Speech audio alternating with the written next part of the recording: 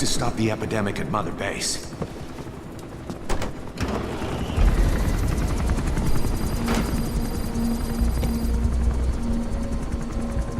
About the pathogen spreading through Mother Base, what's your opinion? Textbook symptoms of vocal cord parasite infestation. And judging from this casualty list, it is the Kikongo strain. Meaning, a breed of parasite that triggers symptoms upon detecting pronunciation specific to Kikongo.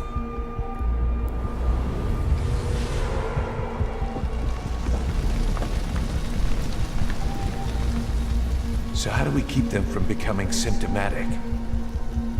Use this. A type of Wolbachia. Introduced to a sample of the parasite. The parasitic bacteria that colonizes the parasites, turning male to female and preventing copulation. We must cultivate more.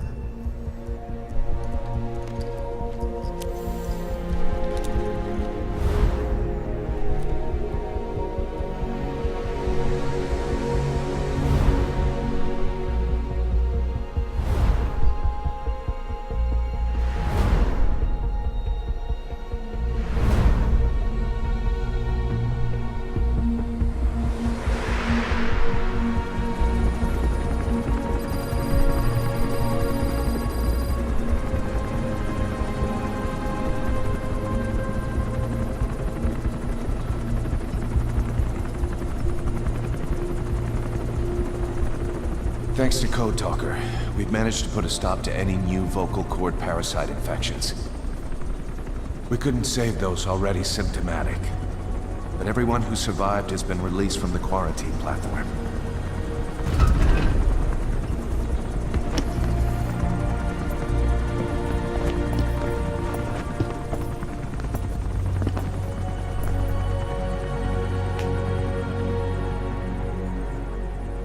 And they can have kids. Skullface will pay for this.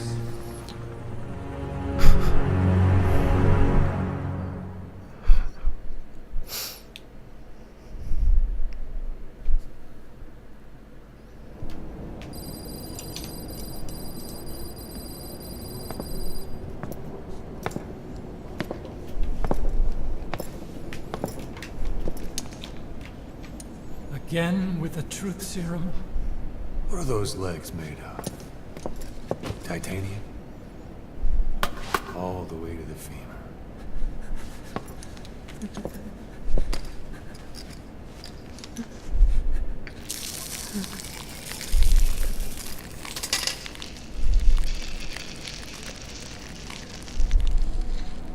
Metallic archaea. Sahelanthropus. Where is it? What? We have to know before his plan is complete. Sahelanthropus is the final piece. What are you talking about? If the Soviets break out a mobile, controllable nuclear weapon, East-West relations will be right back at the Cuban Missile Crisis. The Cold War returns to life. As countries without nuclear arsenals line up for what Skullface is selling. Nuclear weapons proliferate overnight. And on the brink of annihilation, the world maintains its balance. But we know this is all just a shield, a ruse. The cleansing parasites are what matter most. A WMD to eclipse even nukes, and the only one that can still be used. Skullface is the world's greatest threat, and Zero's. The pieces are in place. All that remains is to unveil Sahelanthropus in Afghanistan. They can't activate it without me.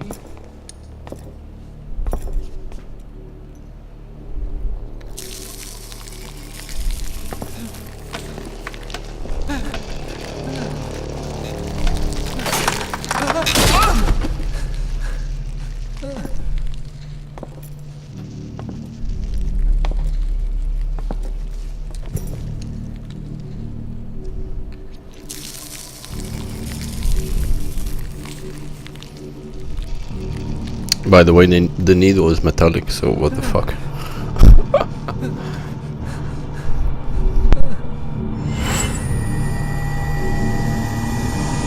Okay, B-Zero. Sahelanthropus is beyond the Soviet base camp, in a lab built by the Soviet philosophers. That's what you're looking for. But I have no idea how he's controlling it. It wasn't designed to accommodate a human pilot.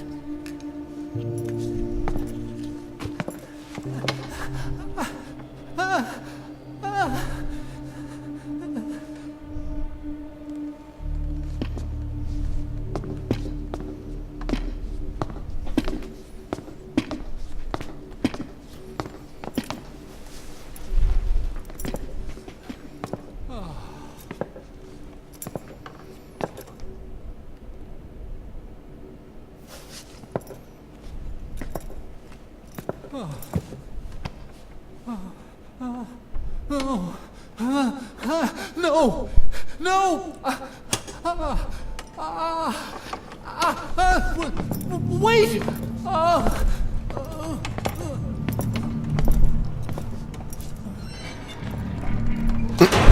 What the fuck?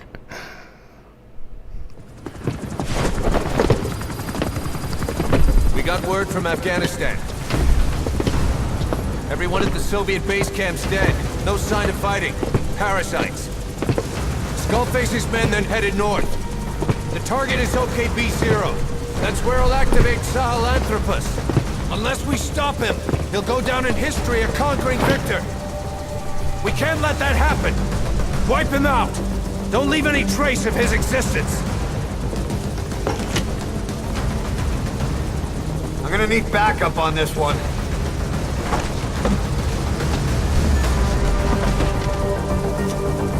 You'll rendezvous on site.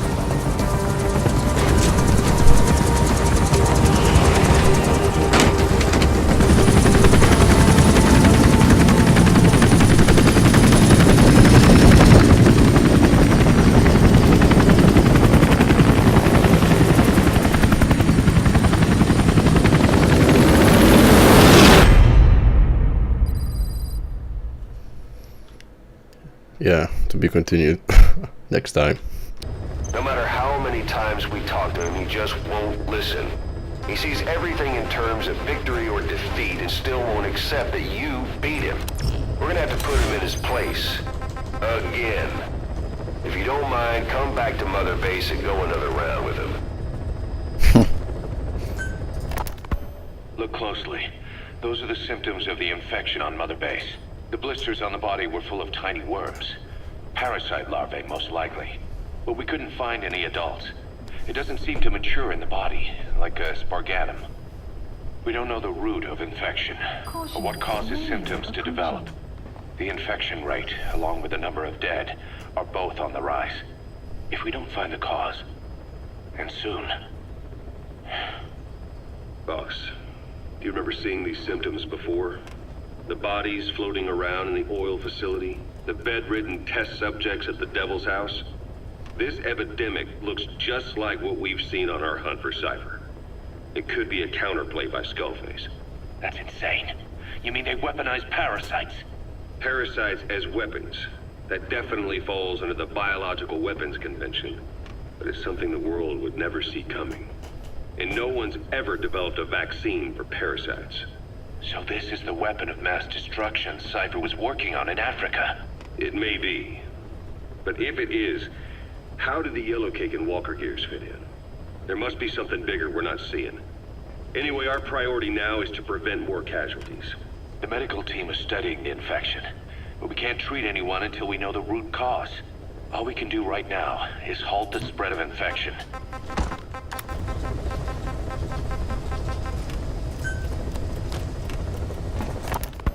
About the pathogen spreading through Mother Base. You've seen everything we've got on the outbreak. What's your opinion? Textbook symptoms of vocal cord parasite infestation. And judging from this casualty list, it is the Kikongo strain, meaning a breed of parasite It triggers symptoms upon detecting pronunciation specific to Kikongo. So our Kikongo-speaking staff are at risk? Quite so. He's right. All the victims do speak Kikongo.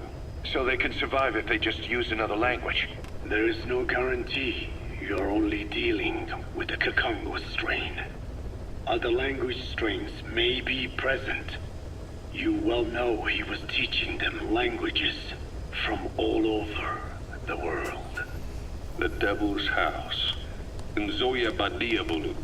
There is no way to know how many strains he has at his disposal. So how do we keep them from becoming symptomatic? You mentioned using microbes.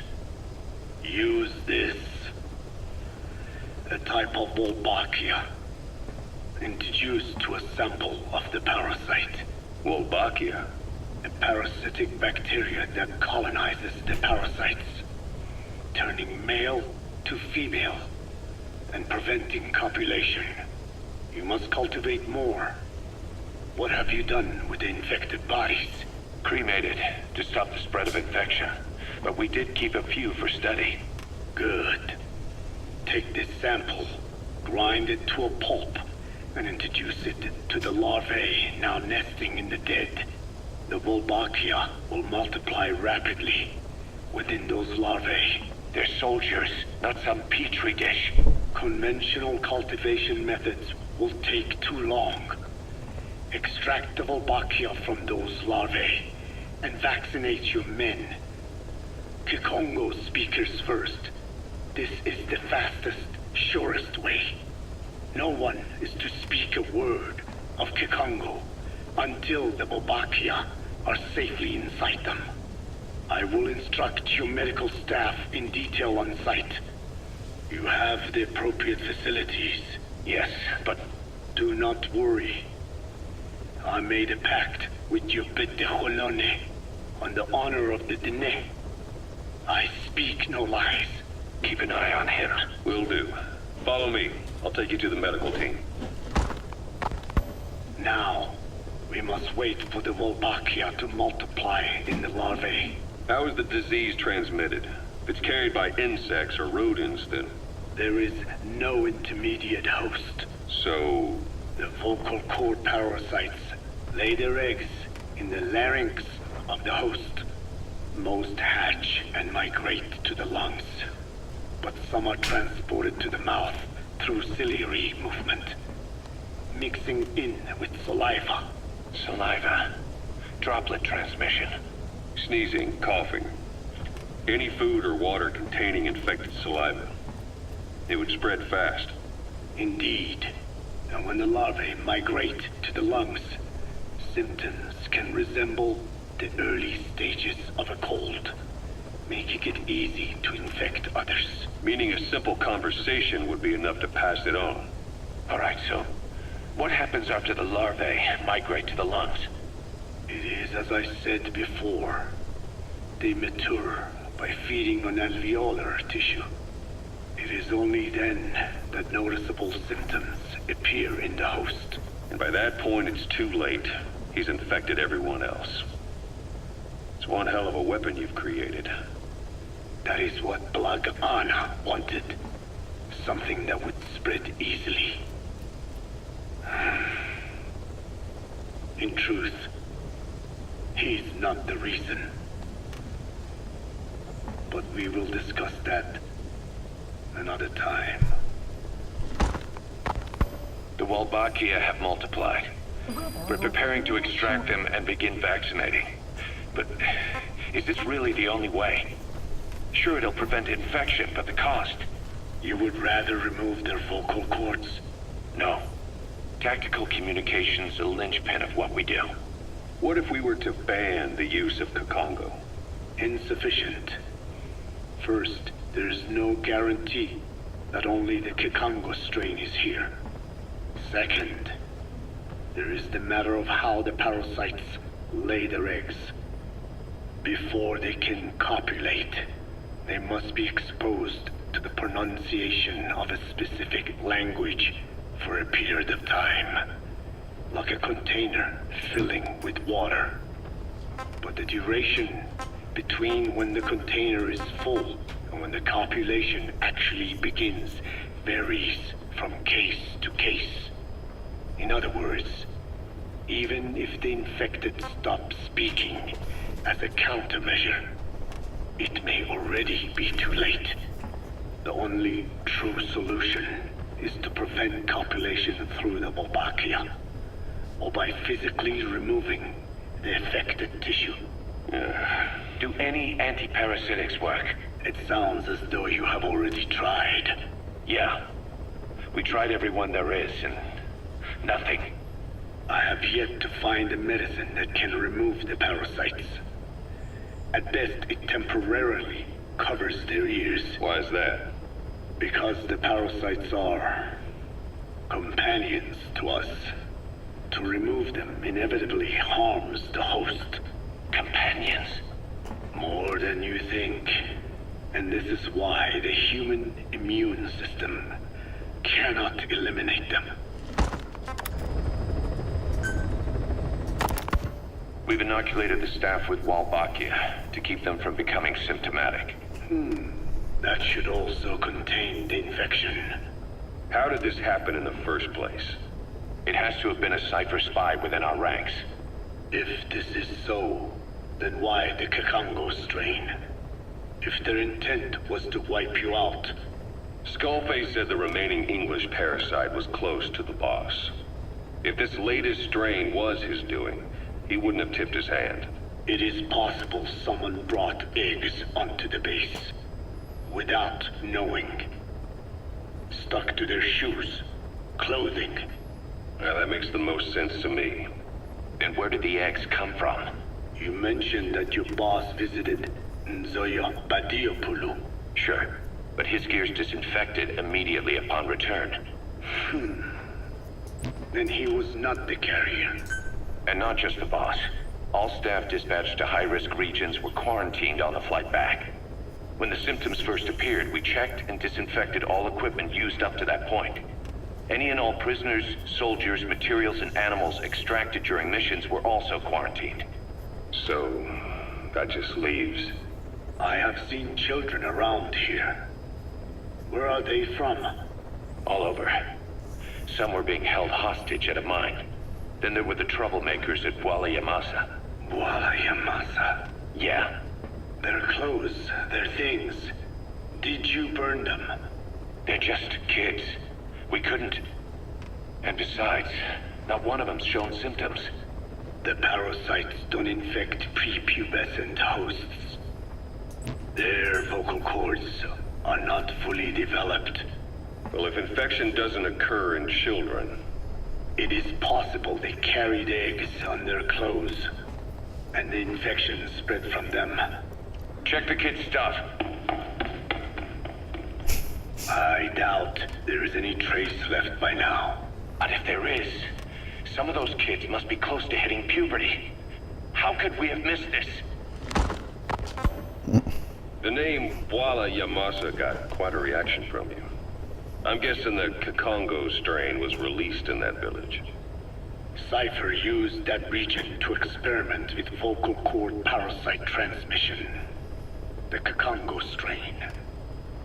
The settlements around the refinery upstream of Bwala Yamasa were the proving grounds.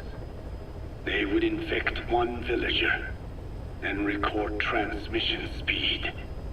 Dangerous work.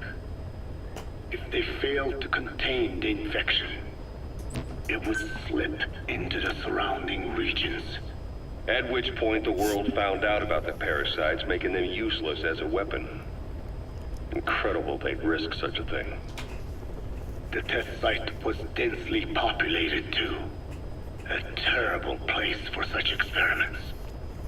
No doubt, they thought burning everything would wipe away all traces. The settlements were covered in oil anyway. Who would wonder if one day they caught fire? And so it did. They burned it all. Living and dead. Those remains. But they miscalculated. transmission speed was far faster than anticipated. It may have been the temperature, or hygiene standards, or perhaps the parasites reacted quickly to Kikongo. Whatever the reason, nearly all villages were swiftly infected, and the settlements reduced to mounds of corpses. Making matters worse, the dry season was ending. When it came time to burn the village, the Moneni River had swelled. Many of the bodies were waterlogged. Meaning they didn't burn completely. The corpses still contained viable eggs, and the larvae washed downstream. And when the people downstream drank that water, That marked the end for Bwala Yamasa. I learned all of this at the mansion. I warned him of the risk of eggs getting out. And? We are prepared for any eventuality. I get it. Putting the oil field back online. The oil leaks, Saner. They plan to pollute the river. Prevent the spread of infection. But the oil flow was stopped, and downstream the people of Masa Village started using the water again. The PF soldiers deployed at the village were locals, spoke Kikongo. They were infected, and the kids survived. I've heard enough. And who stopped the flow of oil? Don't. We did. That confirms it. The source of the Kikongo strain infection was Masa Village. And the children brought it here. It is no one's fault. There is no blame to be cast. The parasites, they were tested in other regions? Their physiology requires that they be tested under varied conditions. Another test site was in Afghanistan. So it was the parasites there. Both the Pashto and Tajik languages are spoken in the mountains of Afghanistan, and population density is low. Ideal testing grounds for how accurately the parasites target only the specified language. It is also relatively easy to prevent the spread of infection. And the results? The first test, I am told, was a success. Once the Pashtun Mujahideen were infected with the Pashto strain, they were all but wiped out. The Hamid fighters at Smasei Fort. It was doubly successful. No Tajik Mujahideen or Soviet soldiers became symptomatic. So the parasites proved to be effective. What about the second test? Also supposedly a success. A Pashtun village was the target. However, the original aim was to obtain samples of the infected. In this, they failed. And the village? The Soviets enacted a standard scorched earth operation. That must have been the village where Malak lived, before being held captive at Lamarchate Palace.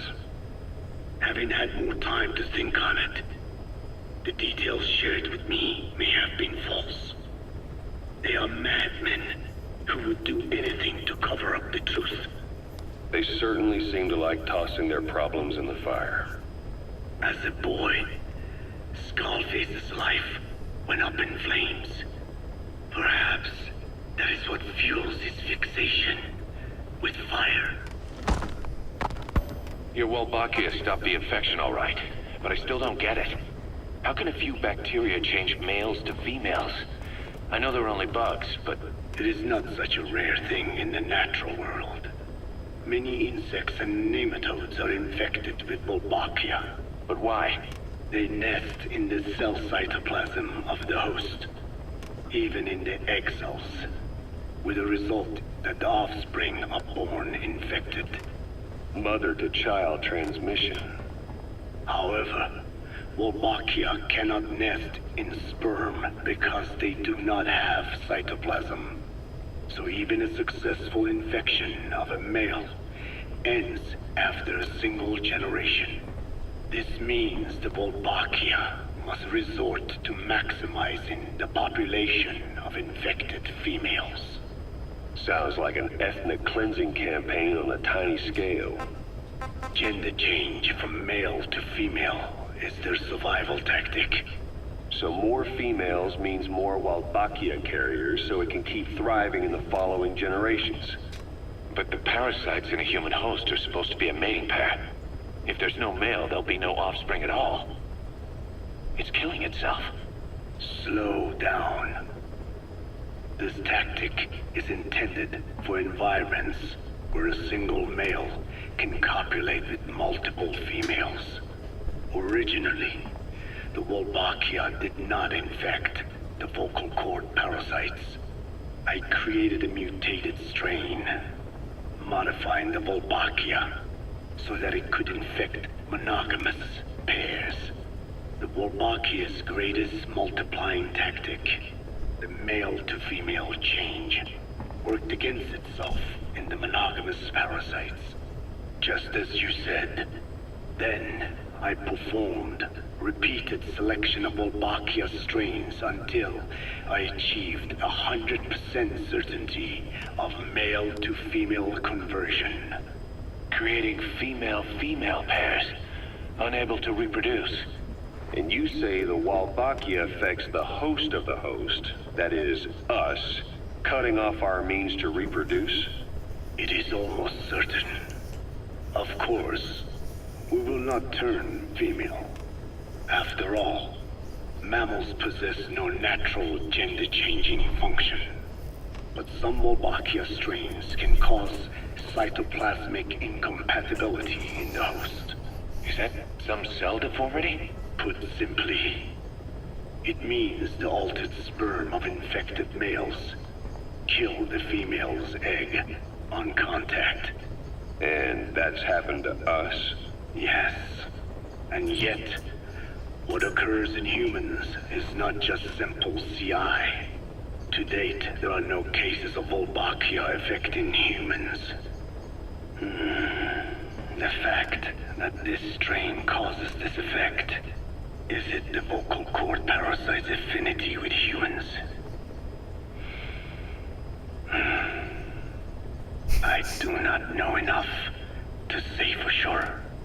So the parasite warps the host. Reminds me of what Skullface said. It is the way of all organisms to create their own optimal environment. Just look at you and this base. Organisms that cannot do this are doomed to extinction. The difference with parasites is that their environment is another organism. That creates a connection between life and life. Parasitism, symbiosis, or death. In this way, the host too is challenged to adapt. About this OKB-0 Emmerich was talking about. Its location and features match the citadel in the mountains northeast of the Soviet base camp. Built during the time of Alexander the Great, it was left in ruins following one of Genghis Khan's campaigns. Its occupants changed time and again due to war, and it was expanded on more than one occasion. Ultimately, it fell into the hands of the Soviet philosophers. The Soviet army was using it as the headquarters of its Afghan invasion force. But it would seem that Skullface's connection with the philosophers gave him license to develop Sahelanthropus there. And that's what Emmerich was doing at the place, before he got the axe. But OKB is a designation the Soviets use for weapon design bureaus. There's no way they'd have one of those in Afghanistan. And in principle, the numbers that follow OKB are always integers above 1. There is no 0. Perhaps this was a secret facility of the Soviet and Chinese philosophers dating back prior to World War II. Though it's more likely Skullface just picked a fake name that more or less fit the Soviets' pattern. He doesn't go there often, but he sure as hell won't miss this. They use the heliport on top of the tower for his visits. Start by heading for the heliport. Then wait for your chance to make contact with Skullface. It seems Sahelanthropus's armor is made from depleted uranium. That offers some serious protection. The US military is planning on using it for its main battle tanks, too. Maybe that's where Emmerich got the technology. Uranium. There you using nuclear fuel for armor now? No. What they use for nuclear fuel is uranium-235, which is extracted from natural uranium. Depleted uranium is a byproduct of that process. Sort of like the leftovers, I guess. The garbage. Uranium-235 makes up 0.72% of natural uranium, whereas depleted uranium contains only 0.2%. What are the benefits of using it for armor? It's a pretty short list. Uranium's a heavy metal, like lead, meaning it can hold a greater amount of kinetic energy. But it also boasts a hardness closer to tungsten. That makes it an ideal material to use for, say, armor-piercing ammunition penetrators. But it's not the best choice for armor. Its volume is less than that of ceramics, but for an equal weight, you could end up with less protection. So why use it then? According to Emmerich, it came down to him being unable to source ceramics technology from a manufacturer. Plus, given that it's an upright walking vehicle, he wanted to reduce the bulk of certain areas. Despite all that, depleted uranium still makes for some tough armor. And Emmerich says it's been proven in live fire tests. It stops most Soviet tank shells. Yeah, also radiated. Radiate the fucking drivers, or whatever. Code Talker, what are the metallic archaea? Volcanic craters spewing sulfur. Water hot enough to boil your skin off. Ocean depths of 800 plus atmospheres. Wastelands radioactive enough to kill you where you stand. There are groups of organisms that survive despite. No. Because of living in such environments. I've heard about them. Extremo... something. Extremophiles. By selecting certain species, then subculturing and repeatedly modifying them, I created a metallic offspring of pure archaea. They subsist on metals rather than organic matter. And some of them even consume uranium? Yes. Uranium enrichment archaea metabolize only uranium-235. As a result, they produce weapons-grade enriched uranium. How is that possible? Consider how plants fractionate carbon isotopes when they conduct photosynthesis. Nature possesses abilities beyond our imagination. So it was archaea that brought down your chopper? Corrosive archaea, yes. They oxidize metals, feeding off the energy in the electrons they receive. What became of the wreckage? We had the R&D team retrieve samples for study in airtight plastic containers, of course. Prudent. We shall extract archaea from it in good time. They should help you fight back against Black Anna. Any chance we could start now? It doesn't have to be a lot. I might just have another use for them. If it's only a small amount you need. That's fine. I'll get the R&D team to assist. Let's go. South Africa was previously suspected of developing nuclear weapons. It already had a conspicuous presence at the UN because of apartheid and its armed expansionism. But when neighboring Angola and Mozambique became socialist countries in '74, South Africa felt hounded into a corner. So it accelerated its nuclear program to protect itself. 3 years later, the Soviets discovered a test facility, and 2 years after that, an American satellite observed a flash in the southern Indian Ocean. It said this was South Africa conducting a nuclear test with the help of a certain ally. Skullface used the situation in South Africa to get this ally to lend a hand. They both wanted nukes, so it was a mutually beneficial relationship. On the surface, anyway. I figure South Africa started getting serious about nuclear weapons production in '75. In '74, the government was still able to get by with bluffing that it had a nuclear arsenal. But the year after, word spread that an independent armed group in the Caribbean was crushed by Cypher for possessing a WMD. That's right, boss. What happened to you and your men was the reason South Africa decided to push ahead with nuclear development. A force independent of any country getting its hands on a nuke. That was a threat to the existence of countries everywhere. It wasn't just South Africa. Your presence pushed a lot of countries to get nukes. The world was scared of you. You were a threat to more than just the Cold War.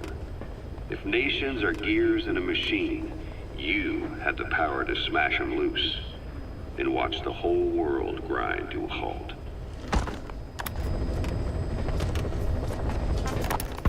Code Talker. What are the... Emmerich uses externally powered legs of his own design. It's bionics technology, a product of the U.S. military's failed attempt to develop a powered exoskeleton. All the wearer has to do is apply a little force, and the actuators continue the movement in that direction. But his legs are unique. Instead of using a hydraulic mechanism, the actuators run off metallic archaea. That increases the actuator's reaction speed and also enables him to lock and release the joints at will. The legs are a nifty little gadget, but they have two clear weaknesses.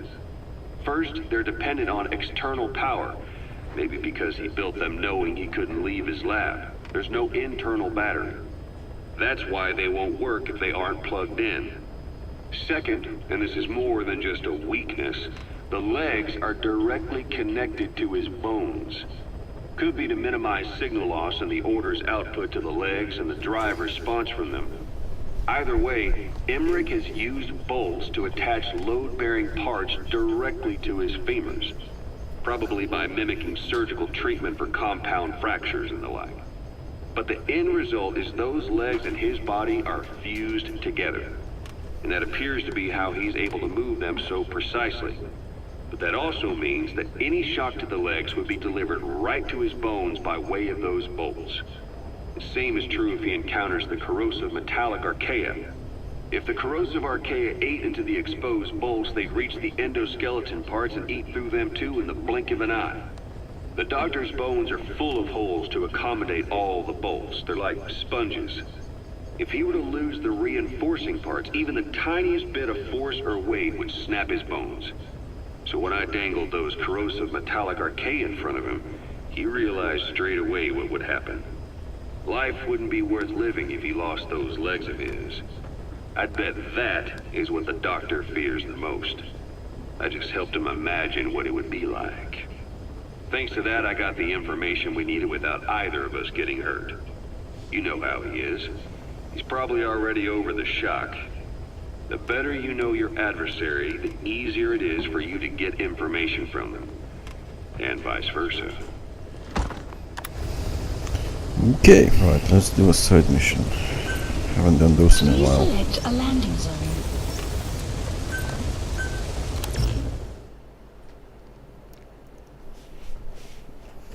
I've done way too many side missions in the beginning. I got really tired of them.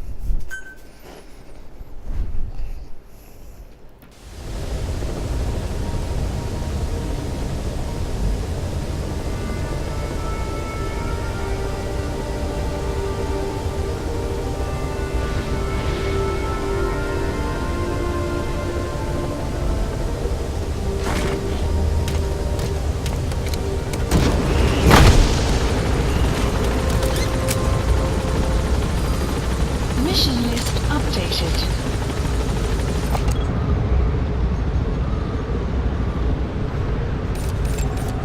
Analysis complete.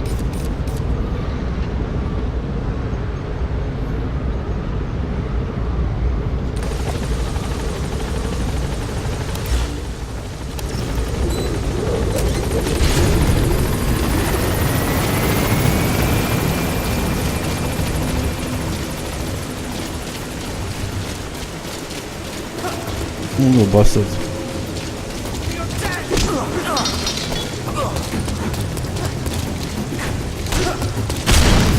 Ooh, okay. Playing dirty, are we?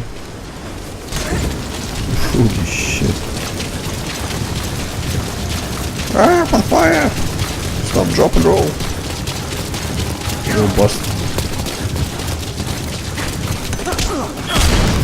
No fucking way. I hit you in the face and you still drop the grenade. Fucking bastard. No way. Alright. Dyson. Stop, drop, and roll.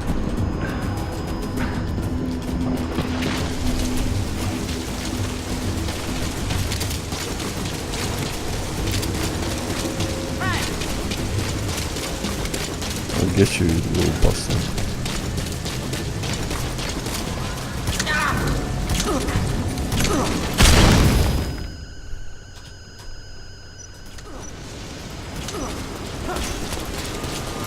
What? Ooh, shiny. What?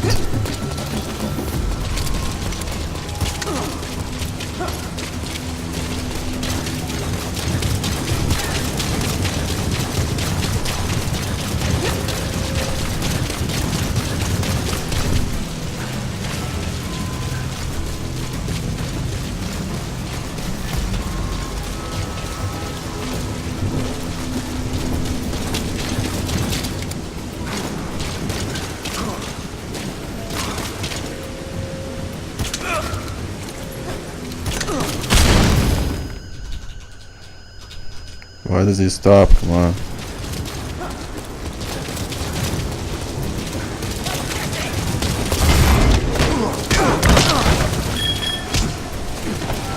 Come on, keep kicking. GTA style.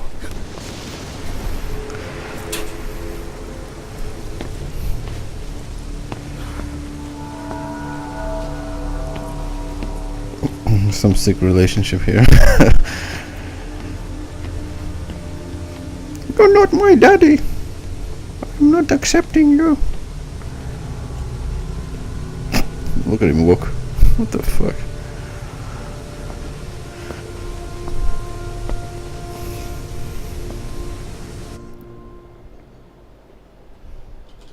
As that rat finally accepted that he lost, hopefully now he'll be a bit more obedient. Base. Development project has been added. What? Children, please. Fucking didn't read that shit. Something about children. Please select a landing zone. Roger.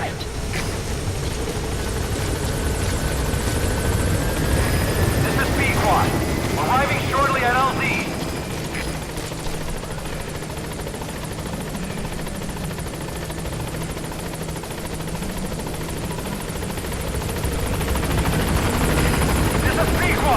On station at LZ. Alright, short mission. It's a good game.